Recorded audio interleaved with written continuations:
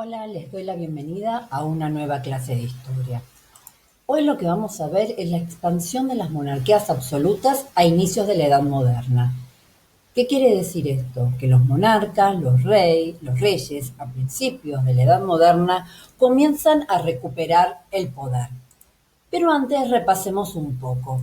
¿A dónde estamos ubicados en el tiempo? Seguimos ubicados aquí, al inicio de la Edad Moderna, finalizando la Edad Media e iniciando este periodo que tiene como dos fechas posibles de demarcación: 1453 con la caída del Imperio Bizantino y con todo lo que eso provocó, o 1492 con la llegada de Colón a América.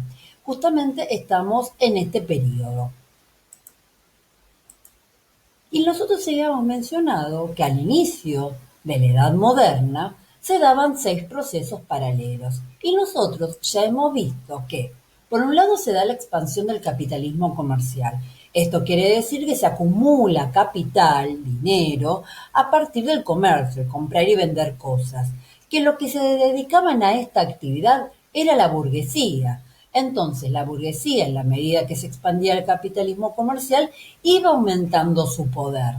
Por otro lado, estos cambios económicos y sociales se dan junto con una renovación cultural denominada humanismo, desde el punto de vista literario y filosófico, y renacimiento desde el punto de vista de las artes plásticas. También habíamos visto cómo, por la expansión del capitalismo comercial, fue necesario que los europeos buscaran nuevas rutas para llegar al lejano oriente y seguir manteniendo el comercio a nivel internacional. Y a eso se lo denominó expansión ultramarina europea, porque los europeos tienen que buscar rutas alternativas para llegar al lejano oriente, ya que el imperio bizantino había quedado en manos del Islam, por lo cual no podían mantener esas rutas habituales para llegar al lejano oriente. Entonces se animan a inspeccionar el océano Atlántico. Por otro lado, también habíamos visto las reformas religiosas. La reforma religiosa, la que da inicio a todo este cambio, va a ser la reforma protestante encabezada por Martín Lutero, pero que había habido otros reformadores, como por ejemplo Juan Calvino. Y lo que nos queda ver es la expansión de las monarquías absolutas, cómo los reyes recuperan el poder. Pero esto se da vinculando todos los aspectos que ya hemos estudiado anteriormente. Entonces, ¿qué fue la expansión de la monarquía absoluta? Cuando nosotros nos preguntamos qué fue, vamos a tratar de elaborar una definición. Entonces, ¿qué va a ser esta definición? ¿Cómo vamos a poder elaborar esta definición? Bueno, los reyes, los monarcas de los distintos reinos de Europa comienzan a recuperar el poder dentro de sus territorios, o sea, dentro de sus reinos, desde mediados del siglo XV. De esta manera comienzan el debilitamiento de los nobles o señores feudales. Cada rey en cada reino va a tener su proceso particular, pero da la coincidencia que los distintos reyes de los distintos reinos de Europa comienzan este proceso de concentración del poder. Entonces tenemos que hacer una comparación que estaba pasando en la Edad Media y el feudalismo y que está pasando a inicios de la Edad Moderna en el siglo XV. En el feudalismo eran los señores feudales quien detentaba el poder porque administraban justicias en sus feudos, conducían la guerra, cobraban impuestos en sus feudos, y al cobrar impuestos eso, por lo tanto, implicaba que tenían ingresos, ¿sí? Y además tienen un ejército local a través de esta alianza, este contrato de vasallaje con sus distintos señores feudales de menor poder. Por otro lado, al inicio de la Edad Moderna, los reyes comienzan a recuperar el poder. Empiezan a someter a los señores feudales de distinta manera, muchas veces son a través de alianzas, muchas veces de manera más abrupta, sacándoles sus castillos, sus tierras, sus bosques, ¿sí? Comienzan a administrar una justicia, pero a nivel nacional, en todo el territorio del reino. Cobran impuestos en todo el reino. Forman un ejército nacional que le es fiel al rey, no al señor feudal. Toman o conquistan tierras. Muchas veces estas tierras son dentro del mismo reino. Muchas veces disputan con otros reinos y otras veces, como va a ser por ejemplo el caso de España, Francia, Portugal e Inglaterra, al lanzarse a la expansión ultramarina, comienzan a conquistar territorios fuera del continente europeo.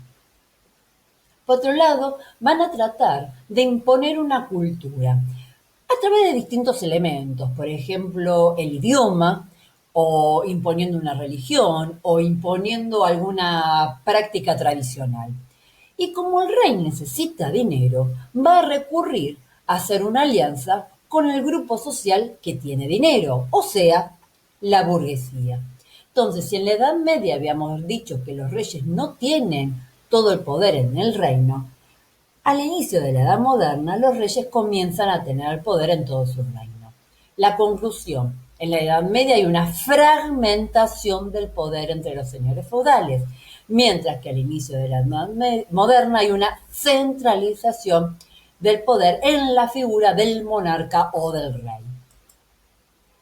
Para que un Estado sea considerado moderno, tiene que cumplir 4 requisitos.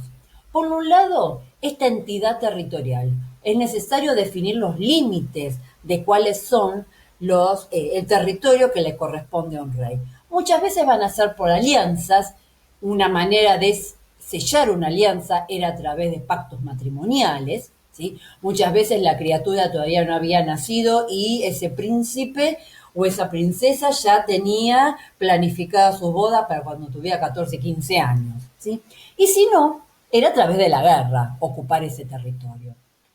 El segundo factor, el poder descentralizado, ¿sí? El rey va a centralizar el poder en su persona y para eso va a tener que debilitar a otros actores sociales, muchas veces los nobles y muchas veces la religión.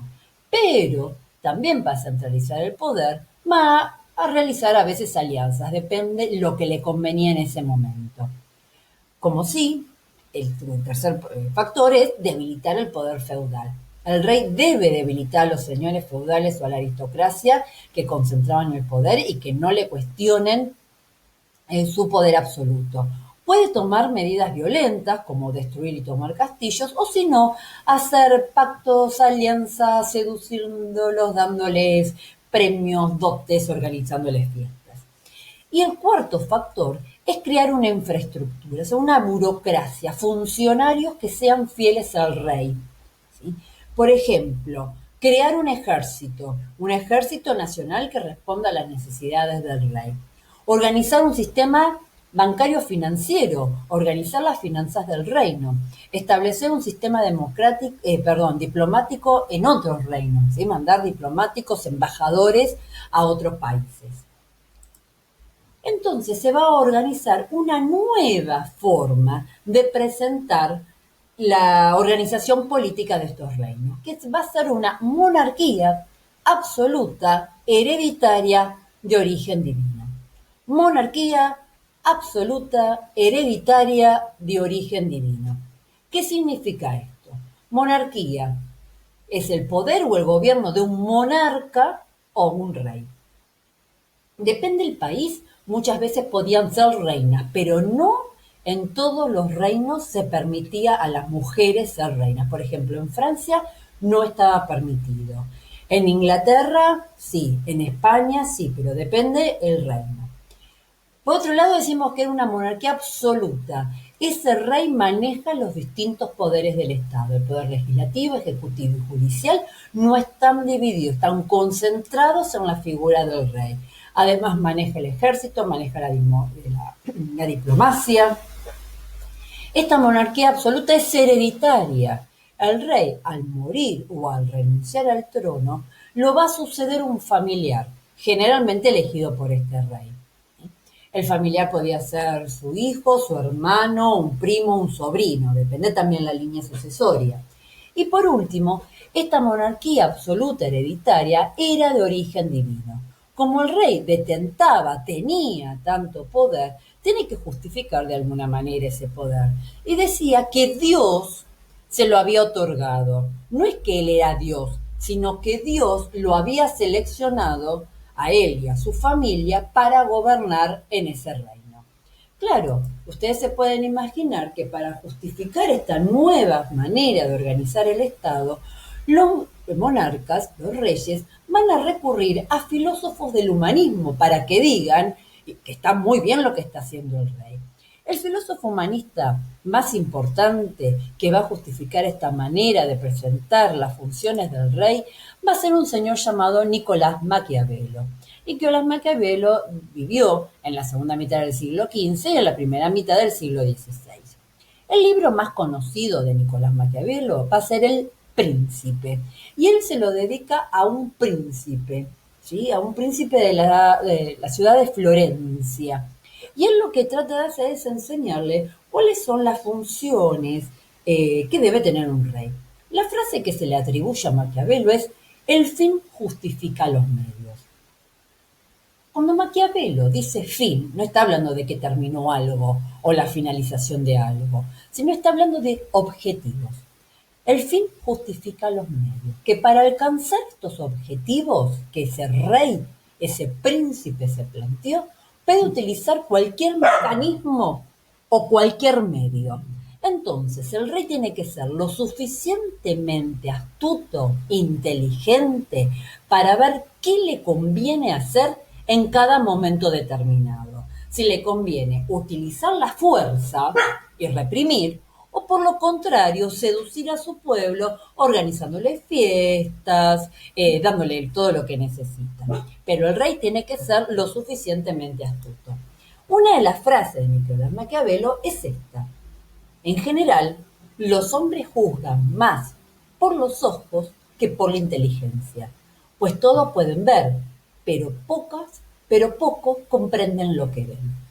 Entonces es re importante que nosotros seamos inteligentes, porque justamente para no ser seducidos a través de simplemente del sentido de la vista, sino que podamos evaluar qué es lo que nos conviene en cada momento, ser inteligentes. Y para eso tenemos que estudiar, analizar, leer, ¿sí? Esto es lo que está diciendo Maquiavelo, lo que le aconseja Maquiavelo al príncipe. Un ejemplo que podemos analizar de la segunda mitad del siglo XV son los reyes que vivieron en la península ibérica a fines del siglo XV. La península ibérica queda en el continente europeo, es esto de acá. Hoy está formado por los países de Portugal y España. Acá tenemos el Océano Atlántico, Mar Mediterráneo, Mar Negro. Acá tenemos el continente de Asia y acá el continente africano. En la península ibérica, hacia mediados del siglo XV, la situación era otra.